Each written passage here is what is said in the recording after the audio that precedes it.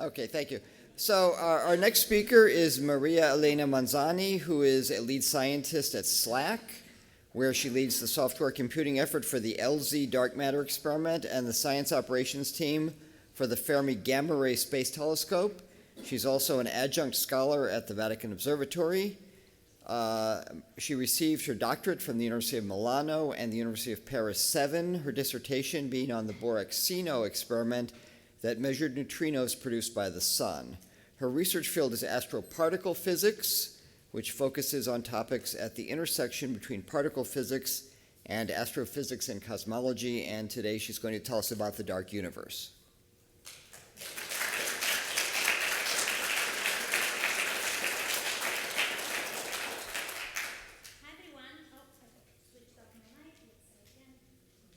Is it on? Yes. Hi, everyone. I'm glad to be here. I would like to premise this by saying that this is the third talk about dark matter today. This morning we heard from Sophia about desire, and then we heard from Kieran about what humans are like. Those two things are dark matter topic. I'm gonna make it a little bigger and talk about the dark matter in the universe. One word of disclaimer. This slide has 3 of my affiliations. I'm appearing today on behalf of myself. So if I say something unwise, please don't hold it against the Pope or the President of Stanford or any of those people. So, dark matter, what is it and how do we know it exists? I'm an experimental physicist, so this is going to be detectors and pieces of equipment. So solar system, this chart shows the orbital speed of different planets as a function of their distance from the sun. And you can tell I'm either old or a rebel because Pluto is still in the planet list here.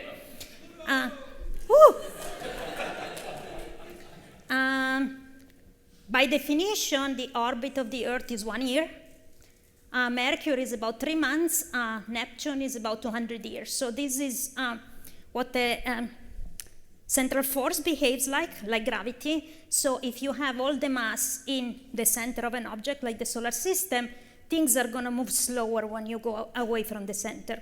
We can ask ourselves, okay, if we zoom out from the solar system and look at an object like a galaxy, what is this going to look like? This chart here is the first object where this was measured, the Triangulum Galaxy, also known as M33. We take a nice photo of the galaxy, see where all the stars are, do the theorem of the virial, and this is the rotational velocity of the stars in the galaxy that we expect from what we see. This is what we actually measure, which is things are going faster when you go away from the center of the galaxy. Again, this is math that my undergrads can make, and I teach cosmology for the non-science majors, so this includes the football players. This is very simple math. It's a factor of the football players at Stanford are brilliant. Please do not misunderstand me. I should have said the poets. This is a factor of 3 discrepancy between expectation and observation, which means about a factor of 9 discrepancy in matter. And I'm saying there is something here, where you don't see any stars or anything that's holding the object together and making it rotate, almost like a frisbee.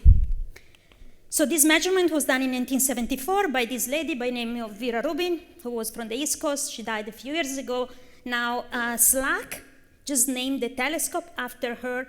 It's a dark energy telescope because we like paradox or irony or something like that.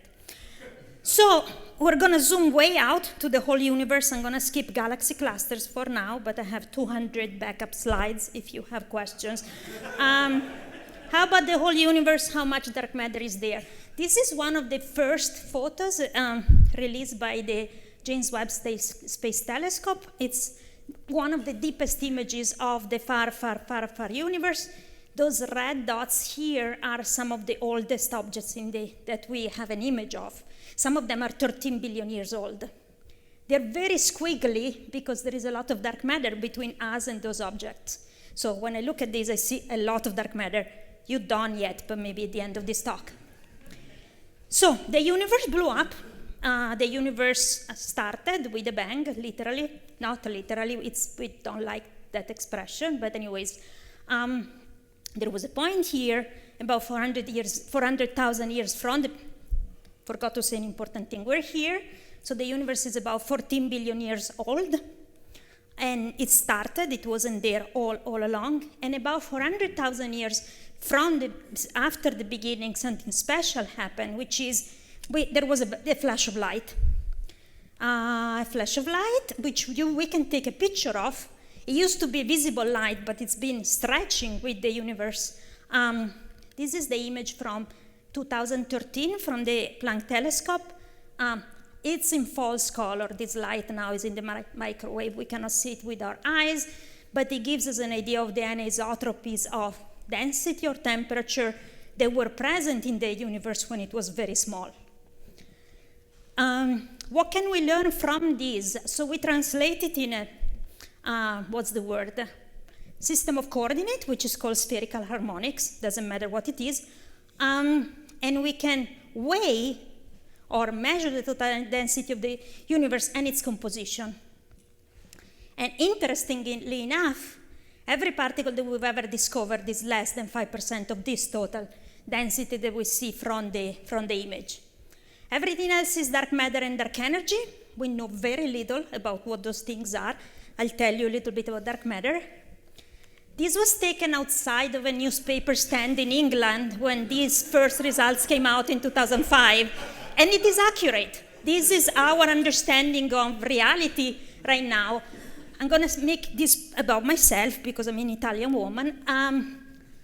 I was taking a gap year between my master's and my PhD when the first measurement of the density of the universe was published in 2001.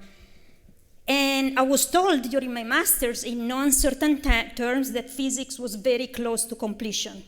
We make this mistake about every 100 years.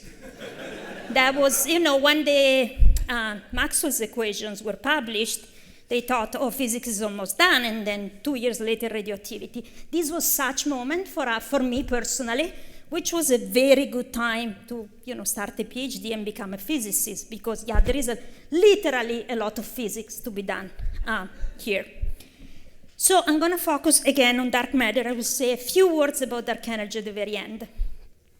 So this is a chart of the standard model of elementary particles. This is a very new chart because it has the Higgs boson. So these are all the particles we've ever discovered.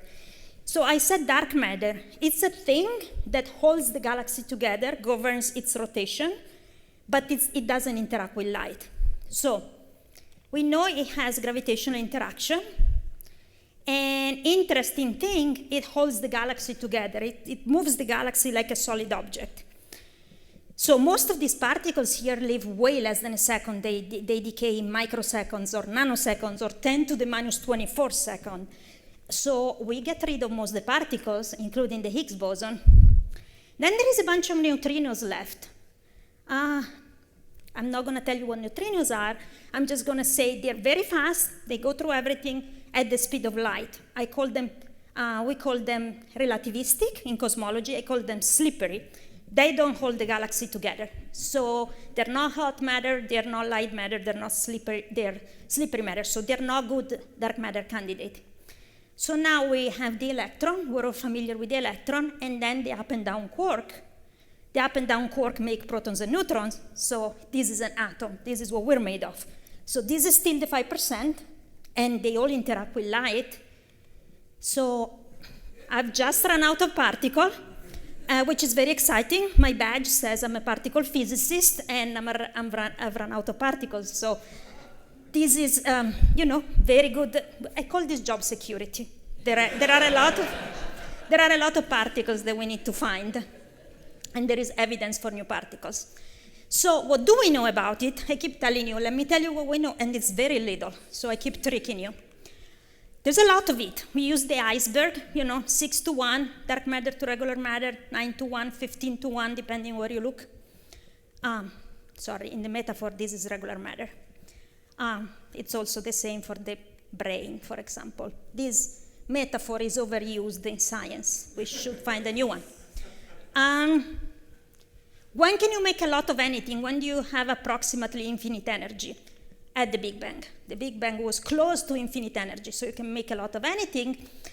If we rewind the movie of the Big Bang, in the first second, we see dark matter interact with regular matter. Interact with regular matter, interact with light. Okay, great. So we want to make a little Big Bang. I know it sounds scary. It's not what you think. And make it interact with regular matter in the way it did during the first second of the life of the universe. There are 3 ways to do that, and they're not as gruesome as it sounds. So you can make it at a collider, so smash two regular particles. They produce not infinite energy, but just enough to make other particles. That's how we discovered the Higgs boson, and maybe one particle comes up, which is new. That would be a dark matter candidate. Here's the accelerator pipe for the linear hadron collider, and this is one of the detectors that's used to look at the topology of these interactions. A lot of particles come out of these interactions. You want to, like a very detailed image to see, have we lost any energy or any momentum? That will tell you that there might be a particle that didn't interact with the electromagnetic radiation. You can do the opposite, so smash dark matter particles on each other and see if regular particles or light come out. We cannot smash dark matter particles because we don't know what they are, so we don't know how to make them. But there are some very dense objects in the universe, such as the center of the galaxy, which is kind of nearby, so we can look at it. These are studies that we can do from ground. This is in Spain, in the Mediterranean, or we can do it from space. This is an artist's drawing of the Fermi Gamma Ray Space Telescope. I'm not going to spend a lot of time talking about the Fermi Gamma Ray Space Telescope. It was launched almost exactly 15 years ago, so happy birthday, Fermi. It's my baby, which is in human years would be like 75 approximately, so now it's older than me. This is launch day, and these are some numbers of how many events we acquired. One thing I would like to share with this audience is that all the data we've ever taken with this instrument are public. If you would like to play with it, we publish the data, the instrument model, the analysis software, and the background and foreground models. You can do a lot of science there very, very easily. Reasonably easily. Third way is the billiard ball experiment, what we call scattering. So we have dark matter bump into things. Or we have things and wait for dark matter to bump into it. My experiment, the one I'm working with, my other baby, is called Lux Zeppelin, or LZ. It's an acronym of acronyms. Please forgive me, I did not pick the name, I strongly disagreed. It's at the former Homestake mine, 1 mile underground, in the Black Hills of South Dakota. If you guys are familiar with the Hearst family, that's where they made their money. Or if you've seen the Deadwood movie, that's where it's at. This is a very prestigious location because it's also known as the Davis Cavern, and that's where solar neutrinos were first detected in 1967.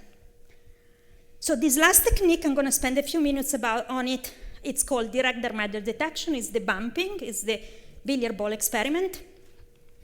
The principle here is that you're going to have a lot of radiation that interacts with the electrons, and then your dark matter particles will definitely not interact with the electrons, otherwise they will make light.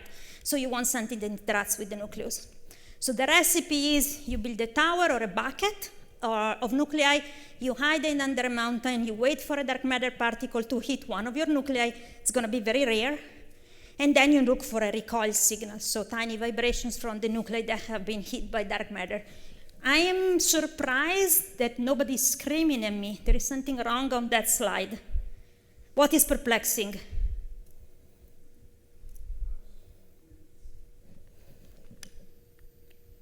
This thing, right? I'm looking for something that comes from the galaxy. Why do I put it under a mountain or in a mine? This is the atmosphere from the International Space Station. This is mostly stuff here that comes from the sun. our atmosphere is glowing in charged particles day and night. We don't see them with our eyes because that's not what we evolved for, but it's full of charged particles here. And if we did the dark matter experiment on the surface, that's all what we would see. It's like doing astronomy from, from Midtown Manhattan, from Times Square. So what happens is there are particles that come mostly from the sun. This is a proton. They interact with the atmosphere. The atmosphere degrades the particle into lower energy particles. And then you can filter through a mountain. This is the case of Mont Blanc. And only things like neutrino and dark matter particles will go through the mountain. Fun fact, they can also come up from the Earth. They're very, like, the Earth is transparent to them. The sun is transparent to them. Again, this is where we are. Here's a photo of the open cut of the Homestake mine. This is the head frame. This is where we keep 6 miles of cable. Cable is about this big, so 1.5 feet diameter. And this building here is called the vault. That's exactly what it sounds like. It's a room like half the size of it with that's where they kept the gold. They don't do active gold mining anymore. This is a gold ingot. This is where Bill lived. It's a great place to live if you're not from America and then move to America and it's very modern and you grew up on Western movies and you wonder what that was. That's in South Dakota. It's still pretty much the place. So I told you we make a bucket of nuclei. That's what I work on. I'm going to show you a couple of photos from the construction. First of all, take a lot of pictures of the construction so you can tell your friends about it. We make it so the recoil of the nuclei actually make light if you put it in a transparent liquid. So the nuclei bump up and down, their electrons start getting excited, go up and down, and that will emit photons. I just explained you how our neon light works. Fluorescence light, yes, not incandescence. And so you want to have light detectors, a few of them, like 500. And then you make a bucket, a literal bucket. We make this of Teflon. Teflon is freakishly reflective in ultraviolet light. Don't ask me why, because we don't know. And we built it like a Lego. So this is the bucket. We put the photosensors on top and bottom. Finished.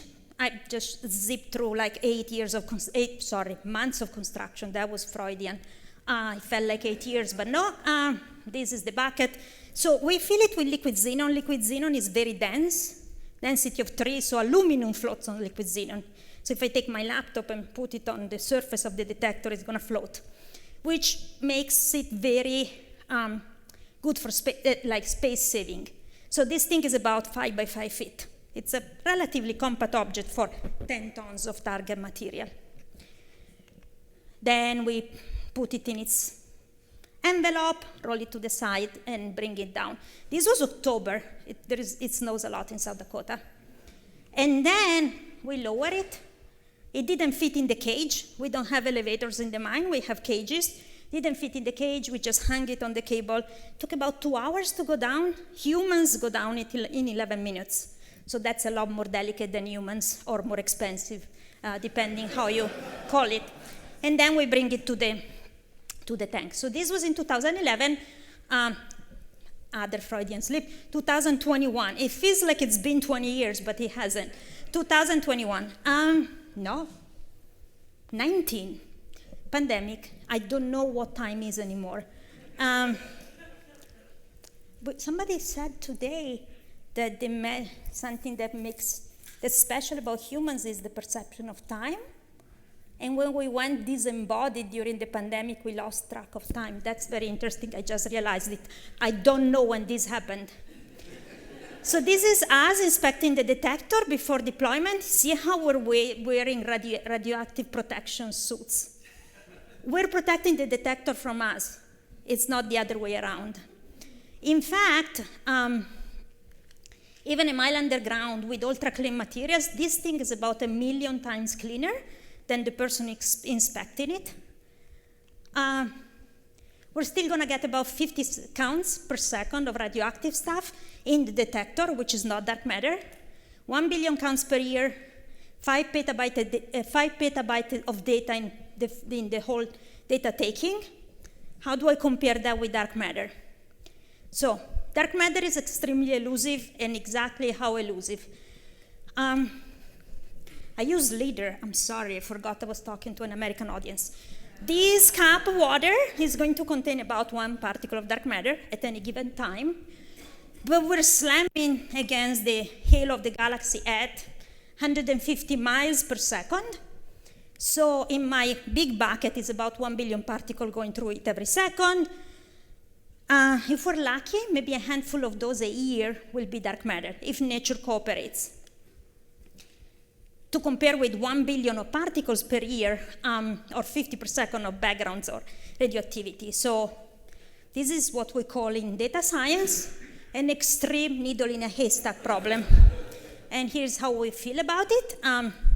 So there is mathematics and algorithmic subtleties to finding dark matter in my data set. I'm going to say a couple of features of how dark matter interacts that may give you an idea of how we clean up the data set. If I have radioactivity, it will interact many times in xenon. Xenon is very dense, which means it's a very good radioactivity stopper. So it will interact many times. Dark matter will interact 0 or at most 1 time. And 0 is, I show you the probability numbers in a bit. So that gets rid of 95%, 99.5%, no, 95% of the background. Then, like I said a minute ago, radioactivity, if I draw my bucket in radial coordinates and depth, all the radioactivity will be stopped at the edge, because like I said, xenon is very dense. Lots of nuclei are going to stop all the gamma rays. So then I go down to another 5%. There is things I'm skipping. And then here's the very cool thing. When the particle comes in and excites the nucleus, the amount of electrons that bounce up and down and go back to ground state and make light, compared to the amount of electrons that you can extract if you apply an electric field, is going to be very different. So radioactivity will have a lot of electrons that you can extract, while dark matter will, the electrons will stay in their space, they will vibrate a little, make light, but go back to ground state. So if you use that property of liquid xenon, you go down to like 5 residual background events that can look like dark matter compared to 5 billion that we started with. In data science, we call this a problem with a 10 to the minus 9 rarity, which is a very small or very large number, depending which direction you take it. That takes a lot of computing. This is the newest supercomputer that was installed at Berkeley at the National Energy Research Supercomputing Center during the pandemic. One cool thing that we do with the supercomputer is we build the experiment in software before we build it for real.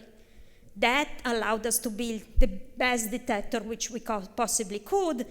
Size is better, have like same diameter as height. Do we need it? That type of questions, which materials, etc. And then we actually practice the data taking 3 times. This is, we call mock data challenges. So we build the experiment in software. We throw 6 months of fake data at the experiment. We train the analyzers, we train the scientists. So finally, when the real thing happened, we took data between Christmas and Easter, totally by coincidence. We have 3 Catholics out of 300 in my experiment, so we don't get a say in the data taking, and then we publish results in 5 weeks, because the real thing was a lot harder than what we practice with, or for fairness, what I made them practice with. My students are kind of still resentful of how complicated the data challenges were. So this is what the data looks like in the ideal scenario. We can put radioactive sources that kind of look like this stuff we're looking for. This is the light signal. This is the charge signal. Dark matter and neutrons will go on this orange band, and external radioactivity, gamma rays, etc., will go up here on this blue band. Very cool. So I look for dark matter in this orange band. Now, like I said, we did 3 months of data. And this is what we actually saw, which is like black wall of events. This is about 100 million data points. So we need to clean it up a little. I told you about the cleanup. And these are some of the event selections. I showed you earlier how we do it. We take out the edge. This is what the edge looks like in real data. So most of the stuff shows up here. 95% of the stuff shows up here. We make a quiet region in here. And once we clean it up, we have about 300 events left, which then we compare with our background model. But as you already can see, it was all up here, so it's background. Dark matter particles were supposed to show up here and didn't. Data are best fit with zero dark matter interactions. So this was a 3 months data set. We have a 5 years data set, but here's the thing. Not finding dark matter tells us a lot about dark matter, or we're finding nothing but better than everyone else. So this is our result. We went down, so we're probing the parameter space where the hypothetical dark matter particle can live. And then, like I said, we have 5 more years, and we're gonna take, or 1,000 days, we're gonna take lots more data and keep going, keep going, keep going. And then down here is game over because of neutrinos, not from the sun. Again, didn't find dark matter, we look for more. I'm gonna make the joke about job security a lot of times during my talk, but here's an interesting stuff. This is gonna be the 5 petabyte data set with handful of dark matter particles in it. So we're doing some fancy algorithms. We talked about machine learning today. What I do are variational I don't do anything. What my team uses is called variational autoencoders. Those are algorithms that are used for, let's say, dimensionality reduction, but to look for anomalies, for things that don't look like everything else. They're normally used to detect intrusion at large data centers. It's the same type of algorithm. So one of them is called Big Brother, is the literal. They monitor the keystroke pattern of their users to see if there is malicious intent. So this is the anomaly detection advertised by Google Cloud. This is anomaly detection done by my postdoc during his dissertation. Not gonna go into it in details, but yeah. With 5 petabytes of data, we need to do some fancy math. Okay, I told you for 25 minutes about dark matter. This is a photo of the Milky Way from New Zealand. New Zealand is special. Out here is the galaxy center. Most of what you see in this photo is dark matter. It's hiding in plain sight. Most of it is dark matter, you don't see it. But now the question, because I'm speaking to a Catholic audience, would be, okay, but who cares? I mean, I care because it pays the bills, but why should you care? When I talk to black people, they ask me what is the application of dark matter once we find it. You know, how can we make money out of it? I live in the Bay Area, so. So we heard this morning, I want to do a callback to Steven's talk from this morning on the triple alpha. So we come from the stars. As we heard today, the carbon in our skin was made by a star in the last stages of its life. So when the star died, it blew up. It did something like this. Oh, I should have put my own picture. No, my own picture is terrible. Blew up and made the cloud of gas, which was had traces of carbon.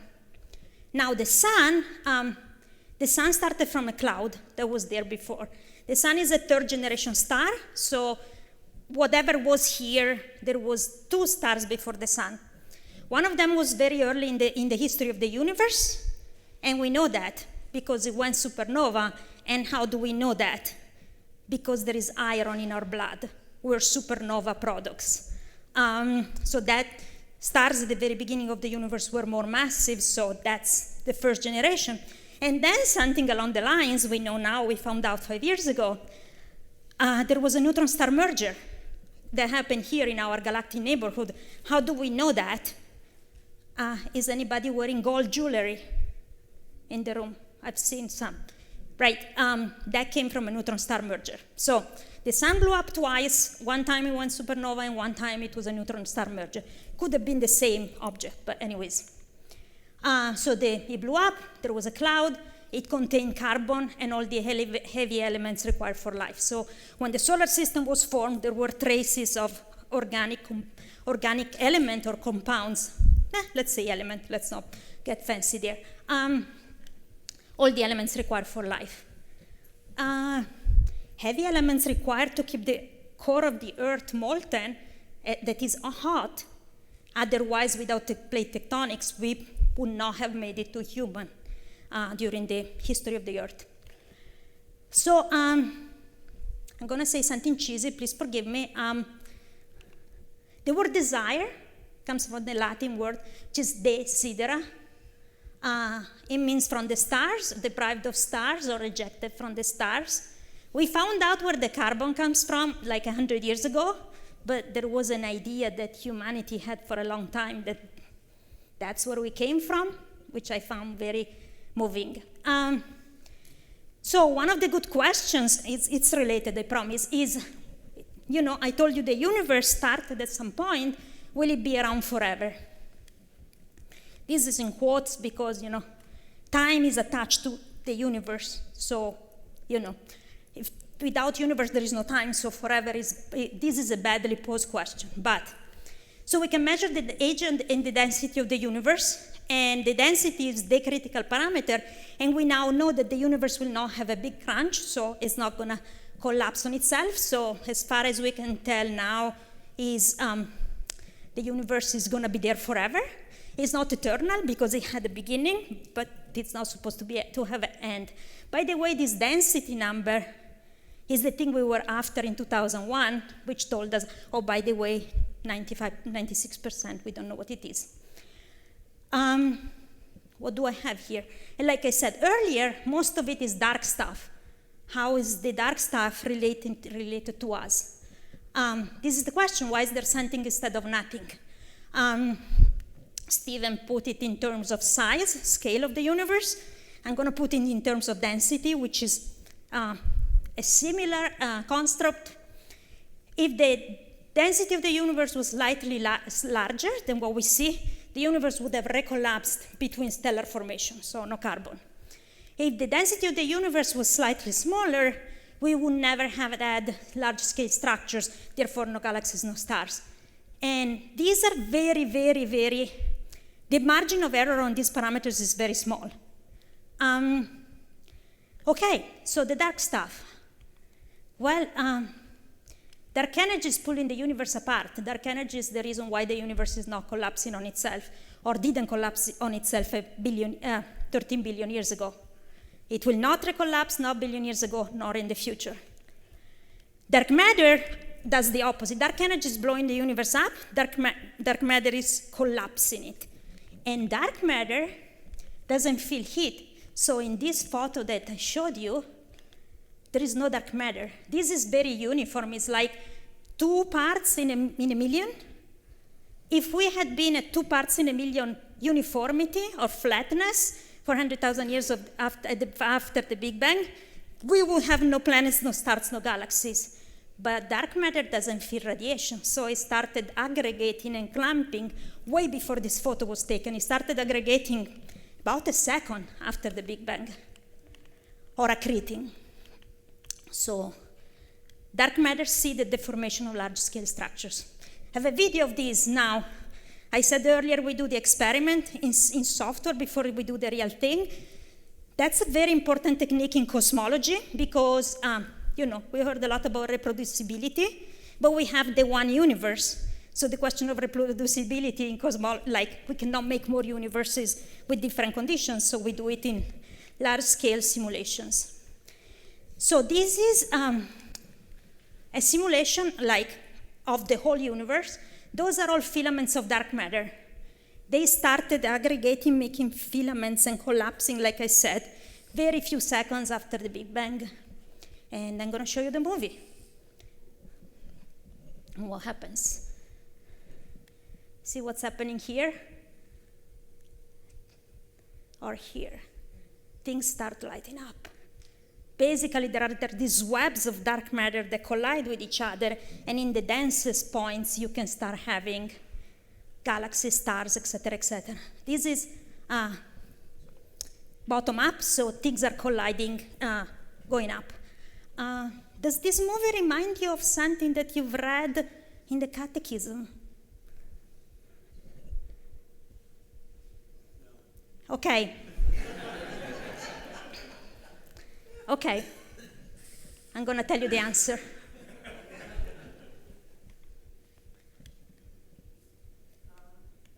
It's this bit, right? God then separated the light from the darkness. The first thing we see in the universe is darkness.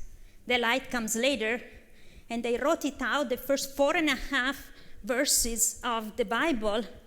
I wrote down also in the original. Darkness is said 3 times, mentioned 3 times in the first 4.5 verses of the Bible. Light comes a lot later, comes here. And there are several scary words. You probably haven't read this translation. This is the literal translation, which I made. The earth was chaos and void. There was darkness. There was the depth, the deep. Mighty wind, that's probably the Holy Spirit. And then darkness he called night. So I said the same thing 5 times, and that's like in the very beginning of the history of the creation. I said darkness in 5 I didn't. Somebody 3,000 years ago said the word darkness in 5 different ways. Chaos, void, darkness, deep, and night. Are you guys comfortable with ancient languages? Because I'm about to turn into the Tower of Babel here. Speaking of Babel, this is Assyrian. It's a carving on a build. This is in London now. It was in a building in the Nineveh Plains. So this is about 3,000 years old. This guy here is the god of chaos from the Mesopotamian mythology. This is a god of light, the protector of the city, fighting chaos. So in Mesopotamian mythology, which influenced this account in Genesis, darkness and deep are the children of chaos. In Greek and Roman mythology, we have all 5 of them. Darkness and night are the children of chaos. In Greek is Erebos and Nyx. The deep is Hades or Tartarus. Now, very interesting, void in Latin is called vacuum. Vacuum is not the nothingness, nihilum. That's 2 very different concepts. So if the void came first, it's still creatio ab nihilo. It's creation out of nowhere, but the first thing that's built is the void. This is still, again, my own translation. I don't think a lot of people would disagree. I translate vacuum with the Cora of Plato. Again, I told you it was going to go Tower of Babel. So now in cosmology, the deep would be space-time. Vacuum reminds me of dark energy, especially if I call it the Cora. Darkness would be dark matter. So this is something else that this text is about 3,000 years old. And it says that the dark stuff came first, and it's not nothing, it's the beginning of everything. And again, I don't know how we knew or perceived that 3,000 years ago.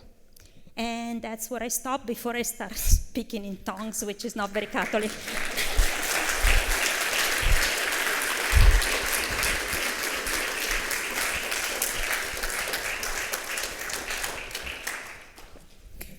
Thanks for your talk. It was very amusing and informative. I'm not the best listener, but it sounded like you have a number density for dark matter, number density for dark matter particles you're using. But it seems like the astronomical observations give us a mass density. So it seems like you know the mass of the individual particles. I'm wondering how you know that. We don't. That's an excellent supposition. question. So we know we know the galaxies very well. We're slamming into the halo of dark matter. No. We know the dynamics of the galaxy very well. We know how things move around. They're very close. We see jets of dark matter stuff coming towards us. We see that. That's very detailed. So we know the dynamics of the thing we're looking for. In my chart, sorry, I have to go back a little bit. Please bear with me.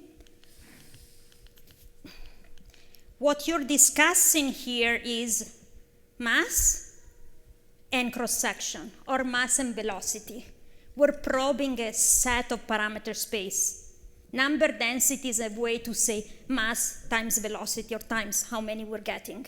So each technique will probe a range of masses and a range of cross-sections. Nobody has the experiment that can probe all the possible dark matter models. So this is about one particle of 0.3 GeV. So, oops, sorry, went the wrong way. I touched the button that I shouldn't have. So the particle, one of these will be 1 in a cup. If it's 10 times lighter, there will be 10 in the cup, approximately. So that's on my chart. Okay. It's a very disappointing answer, but we have a range. Okay, so your detector is a cryostat Teflon line filled with liquid xenon, correct? What are the optical detectors you're using, and what wavelength range are you looking for the light response? It's near ultraviolet, so 400 nanometer, 300, something like that. Yeah, those photo, I made it sound easy, but those things need to go at, so liquid xenon is cold in the negative 90 Celsius, so 180 freedom degrees. Sorry, I didn't remember how far it was. They're about 3 inches across. There is a window. Ceramic, they need to go in vacuum, not emanate, and they need to go in the cold and in the liquid and with the pressure. PNTs? They're PNTs, yes, sorry, that was your question. And then it took about, but the problem here is that they're 100,000 times cleaner than standard PMTs. So this was a 30-year R&D program that we did with Hamamatsu to find very low radioactivity ceramic. That's one of the hottest things we have in the detector, the ceramic on these guys. Could you go back to your last slide? Yes, of course. Please argue with me about me speaking in tongues because I'm not an expert.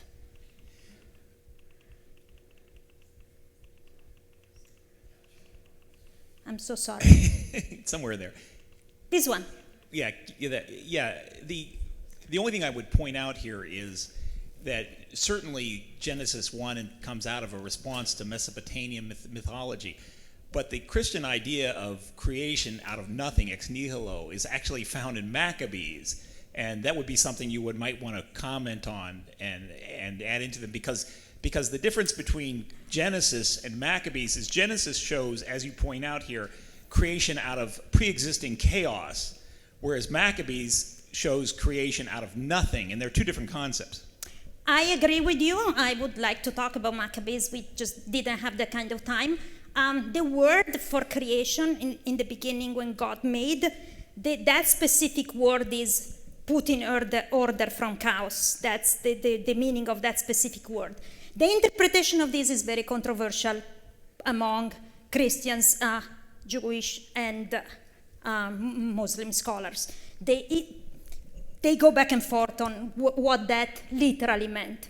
In Maccabees, there is a quote, when the 9 children are being put to death, the last one is very scared, and his mother tells him, God that made everything out of nothing will bring you back from the dead. That's where we get the concept of creation ex nihilo. That being said, a void is not nothingness, or chaos is not nothingness. But